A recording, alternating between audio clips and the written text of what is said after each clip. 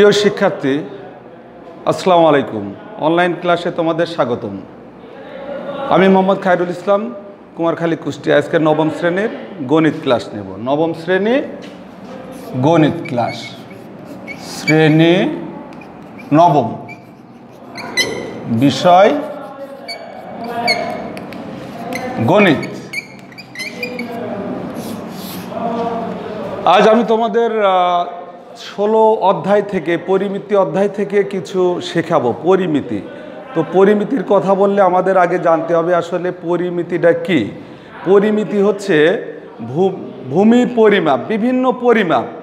আমরা এই যে টেবিল আছে, তোমাদের পড়ার টেবিল, যে বেঞ্চে বসে আছো সেই বেঞ্চটা দেখা যাচ্ছে, আমাদের এই ঘরের মেঝেটা কত ডিগ্রি কোণে উঠেছে, যা কিছুই আছে পরিমাপ নিয়েই হচ্ছে পরিমিতি। তো 16.1 আজকের আলোচনা হচ্ছে পরিমিতি।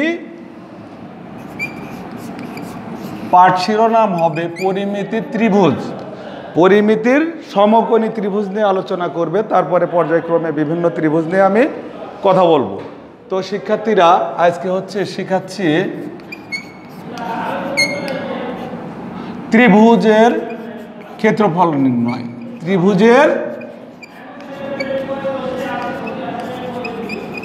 ক্ষেত্রফল নির্ণয়।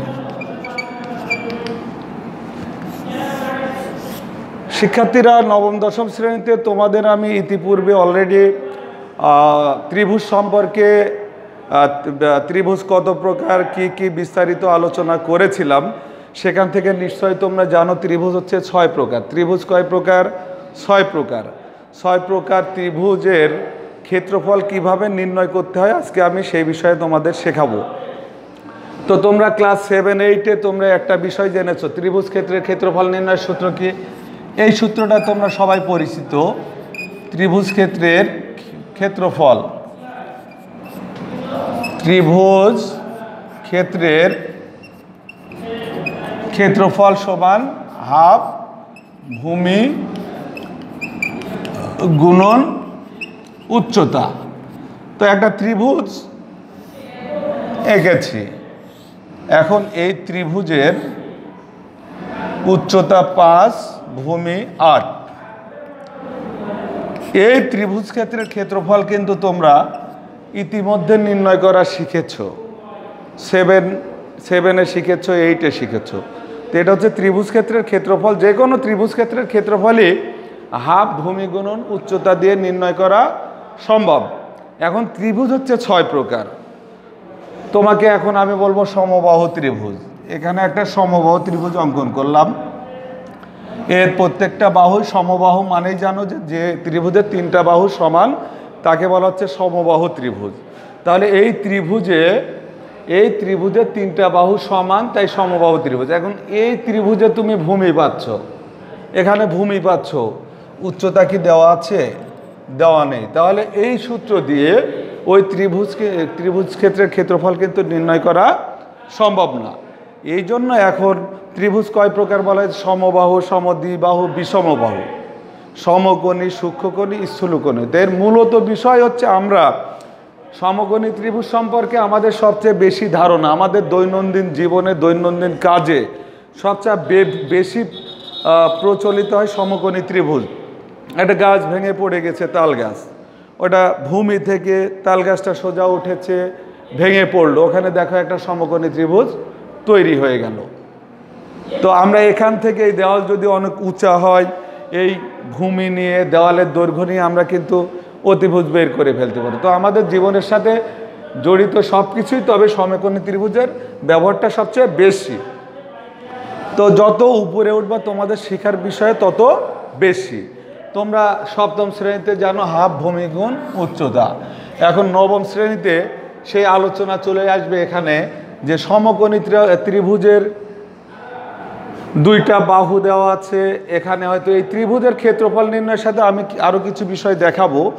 ক্ষেত্রফলের সঙ্গে হচ্ছে এই ত্রিভুজের পরিসীমা কিভাবে বের করা যায়, তারপরে এই ত্রিভুজের 2টা বাহু আছে, আর একটা বাহু কিভাবে আমরা বের করব, এইগুলো আমি আলোচনা করব।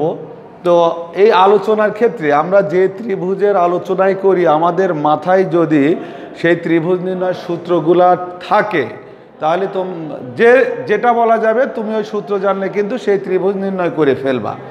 তো আমরা আসি নবম দশমে, এইভাবে আছে আসলে সমকোণী ত্রিভুজ নির্ণয়ের সূত্র। ত্রিভুজের ক্ষেত্রফল নির্ণয়ের সূত্র। ত্রিভুজের ক্ষেত্রফল নির্ণয়ের সূত্র কি দিব? Half A B. যখনই আমরা, তোমরা জানো এখানে কোনো চিহ্ন নাই, তাহলে এখানে কি চিহ্ন ব্যবহার করব? গুণ চিহ্ন। হাফ এ গুণন বি।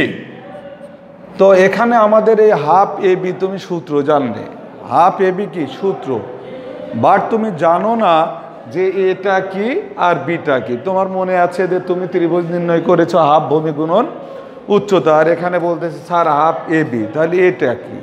এখানে আমরা বি সমান কি ধরবো? বি সমান ভূমি, আর এ সমান উচ্চতা।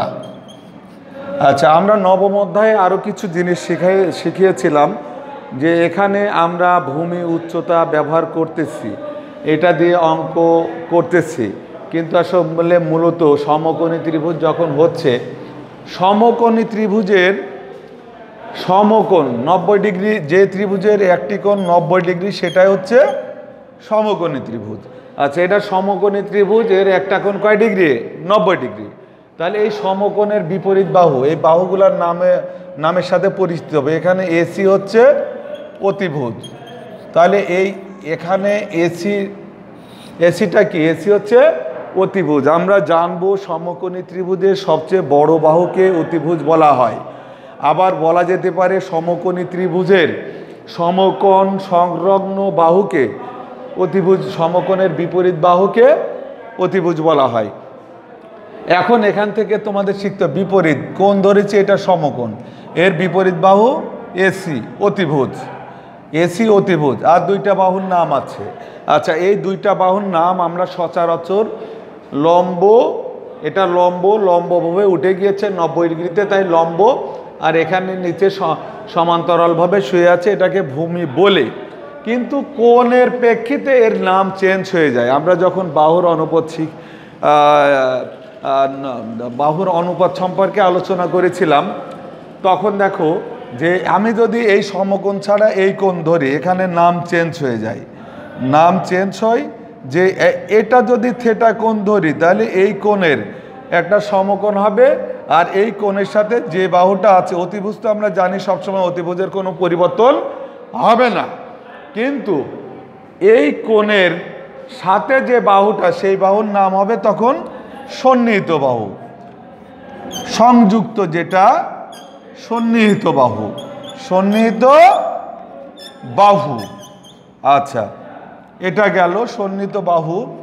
আমরা এই কোণের সঙ্গে সংযুক্ত যদি বলে মনে রাখি, তাও রাখতে পারি, কোণের সঙ্গে সংযুক্ত যে বাহু সেটা সন্নিহিত বাহু। এই কোণের বিপরীত বাহু এইটা, এই কোণের বিপরীত বাহু হচ্ছে এই বিসি হচ্ছে বিপরীত বাহু। তাহলে এখন শিক্ষার্থীরা দেখো, আমরা যখন আমাদের ত্রিভুজের কোণ থাকে কয়টা? 3টা কোণ থাকে। ত্রিভুজের কোণ কয়টা? 3টা। যখন আমরা সমকোণ তো সবসময় সমকোণী ত্রিভুজে তার বিপরীত বাহুটাকে অতিভুজ বলেছি। আর কোণ, যখন কোণ নির্দেশ করব সমকোণ ছাড়া যে কোনো, যদি এই কোণ নির্দেশ করি আমি, তাহলে এখান থেকে তোমরা দেখো এর বিপরীত বাহু হয়ে যাচ্ছে এইটা, আর সন্নিহিত এই কোণের সাথে লাগা যেটা। এখন যদি আমি এই কোণ বি ধরি, তাহলে কোণ বি অনুসারে এখানে বিপরীত বাহুটা হবে কি? এই কোণের বিপরীত বাহু কোনটা? এই কোণের সাথে সংযুক্ত নয় কোন বাহু? বিপরীত বাহু এই এবি, বিপরীত বাহু হচ্ছে এবি। আর এই কোণের সংযুক্ত বাহু কোনটা? এই বিসি, বিসি হচ্ছে সংযুক্ত বাহু, তাহলে এটা হয়ে যাবে তখন সন্নিহিত বাহু আর এটা হয়ে যাবে বিপরীত বাহু। তাহলে আমাদের এই বাহুগুলো চিনতে হবে কোন অনুপাতে কোনো সময়, আর যখন কোণ দেওয়া নাই তখন আমরা যে কোনো পরিমাপ কোনো কিছু পরিমাপ করতে গেলে আমরা সাধারণত ভূমি আর লম্ব হিসাবেই হিসাব করে থাকি। তাহলে এই সূত্র যদি জানা থাকে, বি ভূমি আর এ উচ্চতা, এইভাবে তোমরা লিখতে পারো, তাহলে সেই ক্ষেত্রে ক্ষেত্রফল নির্ণয় হয়ে যাচ্ছে। দেখো হাফ, ভূমি কত 8, এ হচ্ছে উচ্চতা হচ্ছে 5 আর ভূমি 8, তাহলে কাটাকাটি করলে 4, 4 পাশা 20 মিটার। এগুলা যদি মিটার দেওয়া, সেন্টিমিটার দিলে সেন্টিমিটার। তাহলে এই হচ্ছে সমকোণী ত্রিভুজের ক্ষেত্রফল নির্ণয়। এখন আমাদের এই পাশাপাশি যেহেতু সমকোণ নিয়ে আলোচনা সবচেয়ে বেশি, আর এই আলোচনার পরে আমি আগামী ক্লাসে তোমাদের অন্যান্য ত্রিভুজের ক্ষেত্রফল নির্ণয়ের সূত্রগুলা দিয়ে আলোচনা করব, কিন্তু এখন আমি সমকোণের এই যে 3টা বাহু 2টা বাহু দেওয়া আছে, এখন বলা হচ্ছে যে অতিভুজটা কত।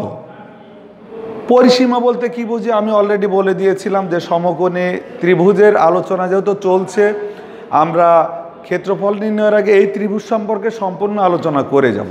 যেহেতু এখানে আমরা দিয়েছি যে সমকোণে ত্রিভুজের ক্ষেত্রফল হাফ বিএইচ বা এ বি, একে উচ্চতা ধরেছি, যা লেখা যায় আমি যা লিখবো বিএইচ এ বি লিখছি, এতে উচ্চতা, এইচতে উচ্চতা হয়, অনেক সময় এখানে এ বি না হয়ে বিএইচ লেখা হয়। আমি এখানে যদি এইচ লিখি তাহলে বিটা যদি আগে দিই বিএইচ হয়ে গেল। আচ্ছা, এ বি হচ্ছে বিএইচ, সেখানে আমরা এটাকে 5 সেন্টিমিটার এইচ হয়ে গেল, আর বি তো এখানে ভূমি 8 সেন্টিমিটার হয়ে গেল। আচ্ছা, পরিসীমা বলতে এর আগেও আমি তোমাদের বলেছি, পরিসীমা হচ্ছে কোনো জায়গার কোনো ক্ষেত্রের দিক যেটা দিয়ে যে মাপ দিয়ে ঘেরা থাকে সেটাকে পরিসীমা। এই ঘরের পরিসীমা বলতে, এই বিল্ডিং তোমার ঘরের পরিসীমা বলতে তোমাদের ঘরের 4 দেওয়ালকেই বোঝাবে। তাহলে এই ত্রিভুজের পরিসীমা নির্ণয় করতে হবে। এখানে কিন্তু দেখো ভূমি 8 আর উচ্চতা 5, কিন্তু এই অতিভুজটা কত দেওয়া নাই।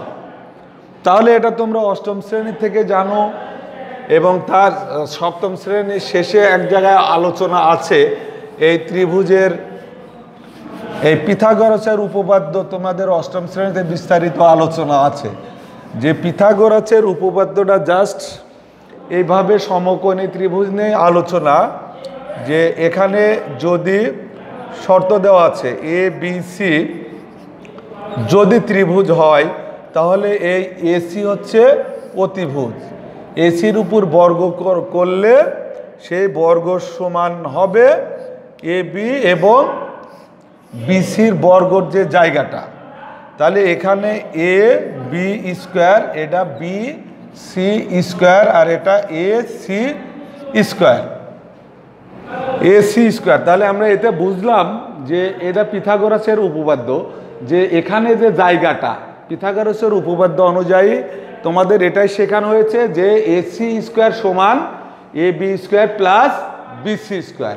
মেনলি অতিভুজ স্কোয়ার যাই হবে, এখানে যতটুকু জায়গা এই দুইটার জায়গা যোগ করলে এই জায়গাটুকু হবে। তার একটা প্রমাণ দেখো, আমরা এটা যদি হচ্ছে 4 ধরি আর এটা যদি 3 ধরি, এটা হচ্ছে 3 মিটার ধরলাম আর এটা 4 মিটার, তাহলে আমরা বলছি এই জায়গায় জায়গা কত, এই বাহু যদি 4 হয় একে আমরা বর্গ করব, বর্গ করলে কত হবে, বর্গ মানে স্কোয়ার দিলে 4 4 16, তাহলে এখানে জায়গা কতটুকু 16 বর্গ মিটার, 16 স্কোয়ার মিটার।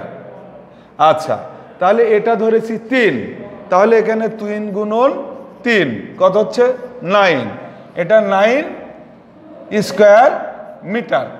এখন যুক্তি অনুযায়ী পিথাগোরাসের উপপাদ্য আমরা এটাই জানি, দেখো তোমরা পিথাগোরাসের